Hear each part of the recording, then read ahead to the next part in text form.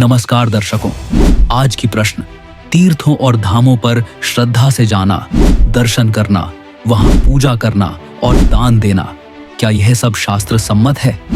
क्या इससे वास्तव में पुण्य प्राप्त होता है? इस वीडियो में हम जानेंगे तीर्थ धामों की वास्तविकता, उनका महत्व और यह कि शास्त्र इस विषय में क्या कहते हैं। तीर्थ और धाम वे पवित्र स्थान होते हैं जहां किसी महापुरुष का जन्म या निर्वाण हुआ, अथवा किसी आर्ष या साधक ने कठोर साधना की हो, या जहां कोई देवी देवता से जुड़ी स्मृति जुड़ी हो।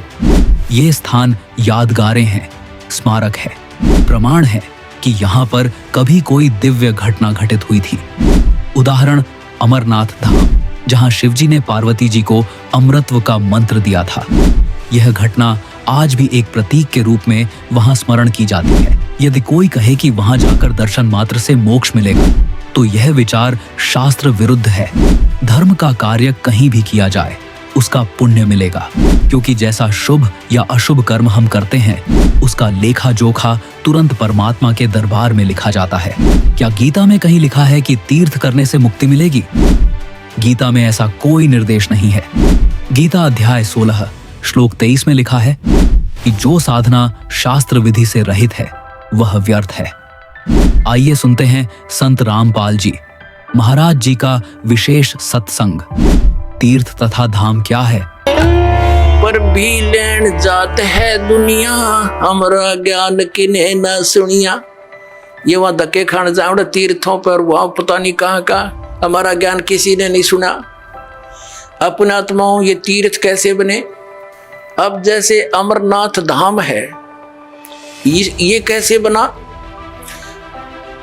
पार्वती माता को भगवान शंकर जी ने उस स्थान पर एक सूखे वृक्ष के नीचे एकांत स्थान देखकर ये मंत्र दिया था। प्रथम मंत्र जो दास आपको देता है, इसको मोक्ष मंत्र बोलते हैं। ये जितना मोक्ष कर सकता है, तो पार्वती जी को जहां वो उपदेश ग्रहण प्राप्त हुआ, शंकर भगवान ने वो मंत्र उनको दिया, ये अमर मंत्र, तो उनके लिए, उस पार्वती माता के लिए वो अमर धाम है, आप और हमारे लिए नहीं।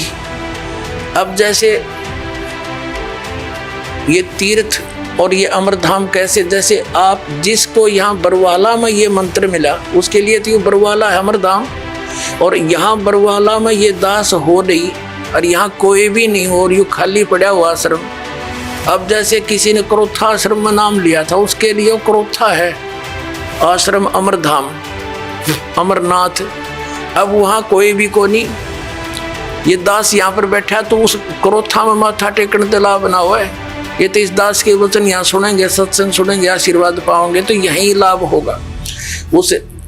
तो अमरधाम जो है वो एक आदरणीय स्मारक तो है कि यहाँ पर ऐसी घटना घटी थी, लेकिन आपके लिए वहां जाने से कोई लाभ नहीं होगा। आपको तो वैसा ही संत खोजना पड़ेगा जिसके पास वो अमर मंत्र हो, और वो अमर मंत्र आपको चाहे बरवाड़ा की गली में मिल जाए दास, और वहां उपदेश प्राप्त हो गया, तो वही आपके लिए अमरनाथ है।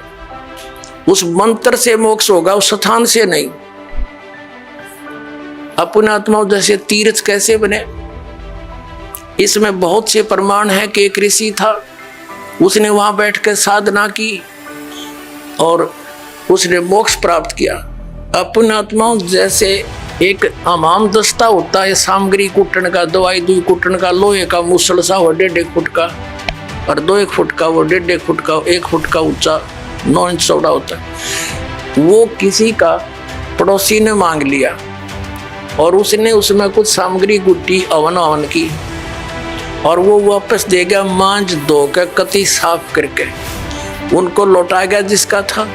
उनको रात्रि के समय जब वो सोने लगे तो महक आ रही थी। उन्होंने देखा ये महक कहाँ से आ रही है, देखते देखते देखा ये तो इस हमाम दस्ते में से आ रही है। तो उन्हें देखा हो इसको तो पड़ोसी ले गया था मांग के, उसने कोई सामग्री कूटी है। अपने आत्मा उसने सारी सामग्री निकाल ली, कति साफ करके वापस लौटा दिया, और फिर भी महक आ रही है। वो सामग्री जो उसमें कुटी थी वो अलग वस्तु है, तो वो महक जो उसके अंदर आवे थी थोड़ी बहुत अमाम दस्ते में एक दिन के बाद खत्म होगी। अब ये तीर्थ एक अमाम दस्ता समझो, और जैसे उस ऋषि ने उसमें सामग्री कूटी, यानी वो साधना वहां बैठकर की, वो सारी कमाई लेकर अपने उस धाम को चला गया जहां उसने उस साधना से जाना था। वो तीर्थ तो एक अमाम दस्ता है, उड़े 1-2 महीने 1-2 साल उसमें महक सी आवे, क्योंकि जहाँ संत ने साधना की होती है कुछ देर राहत मिलती है, लेकिन वो सामग्री वाला काम नहीं हो सकता। अब जैसे वो इतनी सामग्री कूटनी पड़ेगी उसमें महक अच्छी रोज लेने के लिए, यानी सत्य साधना आप कहीं बैठ कर लो जैसे उस ऋषि ने की। आप अपने घर पे करोगे, आपके लिए वो तीर्थ आपका घर है, ना कि वो स्थान जहाँ पर किसी अन्य ने साधना की। वहां देखने जाने से हमें क्या लाभ होगा? जैसे ये दास पहले नगर नगर में सत्संग करने लगा, तो जहां किसी ने सत्संग सुना, उपदेश ले लिया, और वहां हम भट्ठी बना करके खीर बनाते, हलवा बनाते, सब्जी बनाते थे, और वहां से हम अगले शहर में चले गए, और फिर कोई व्यक्ति ये बताने किसी को साथ लेकर जावे कि देखो यहाँ महाराज रामपाल का सत्संग हुआ था, यहाँ खीर बनी थी, यहाँ हलवा बना था, यहाँ बैठकर खावे थे। बुआ ना तो रामपाल वहाँ पर ना, वहाँ पर खीर ना हलवा, वो तो सूखी भट्ठी दिखानी है। हलवा और रामपाल जहाँ मिलेगा उड़े माल मिलेगा भाई। इसी प्रकार समझ लो इन तीर्थों और व्रतों को। तो ये सतलोक आश्रम आपके लिए उन सब धामों और तीर्थों का काम करेगा। यहाँ आओ, अपना कल्याण करवाओ। बोलो सतगुरुदेव।